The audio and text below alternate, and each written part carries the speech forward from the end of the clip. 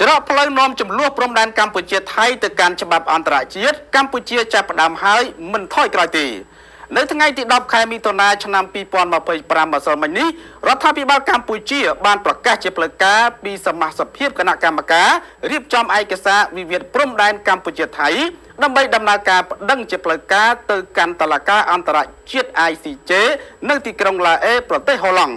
សមាជិកភាពគណៈកម្មការនេះមានប្រធាន1រូបអនុប្រធាន5រូបនិងសមាជិក9រូបហើយឯកឧត្តមប្រាក់សុខុនរដ្ឋមន្ត្រីក្រសួងការបរទេសជាប្រធានការប្រកាសឲ្យដឹងពីការបង្កើតគណៈកម្មការនេះរដ្ឋាភិបាលកម្ពុជាចង់ប្រាប់ទៅពិភពលោកនិងសមាជិកភាគីថៃឲ្យបានដឹងថាកម្ពុជាមិនថយក្រោយទេចំពោះការសម្រេចចិត្តដាក់ពាក្យបណ្ដឹងនេះពីព្រោះកុំឲ្យចំនួនដដែលនេះរ៉ាំរ៉ៃដល់កូនចៅចំនួនក្រោយទៀតរវាងជាតិសាសន៍ទាំងពីរដូច្នេះកម្ពុជាយល់ថាមានតែច្បាប់អន្តរជាតិទេទើបផ្ដល់យុត្តិធម៌ទាំងសងខាងកុំឲ្យភាគីម្ខាងដណ្ដើមគ្នាដេកកណ្ដាល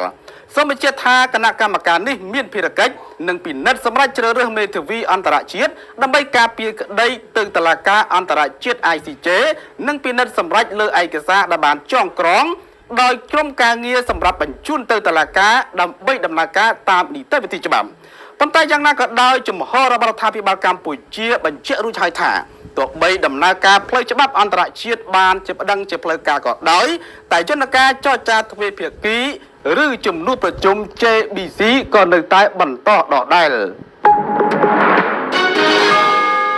នាយករដ្ឋមន្ត្រីថៃទៅកាន់ព្រំដែនមានចំនួននៅព្រឹកនេះចាំមើលមានអ្វីប្រែប្រួលខ្លះតាមព្រំដែន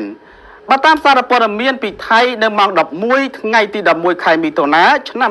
2025នេះនាយករដ្ឋមន្ត្រីថៃបានធ្វើដំណើរទៅកាន់ព្រំដែនខេត្តសូរិនឈមជាមួយខេត្តកម្ពុជាឧត្តរមានជ័យនិងព្រះវិហារដែលកំពុងមានចំនួនតើវានឹងមានអ្វីប្រែប្រួលខ្លះបន្ទាប់ពីដំណើរទស្សនកិច្ចរបស់នាយករដ្ឋមន្ត្រីថៃរូបនេះខណៈដែលច្រកទ្វារព្រំដែនទាំងអស់ជាមួយកម្ពុជាកំពុងបិទបើកមិនប្រក្រតី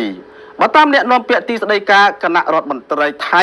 បានប្រាប់កាសែតនៅក្នុងស្រុកថាការចុះទៅព្រំដែនរបស់នាយករដ្ឋមន្ត្រីថៃគឺដើម្បីសម្ដែងសម្ដាលជាមួយកងទ័ពនៅស្រុកកាចាញខេត្តសូរិនឈមជាមួយច្រកអូស្មាច់នៃខេត្តឧត្តរមានជ័យដែលឡែកស្ថានភាពព្រំដែនកម្ពុជានៅព្រឹកនេះចំណុចច្រកអូស្មាច់និងច្រកជាំស្រងាំកំពុងបើកដំណើរការទៀងត្រដាបត្រដួសនិងរដ្ឋបិទបំផុតនោះដូច្នេះចាំមើលក្រោយដំណើរទស្សនកិច្ចរបស់នាយករដ្ឋមន្ត្រីថៃផែថងឋានស៊ីនវត្រារួចមកតើនឹងមានស្ថានភាពប្រែប្រួលទៅជាយ៉ាងណា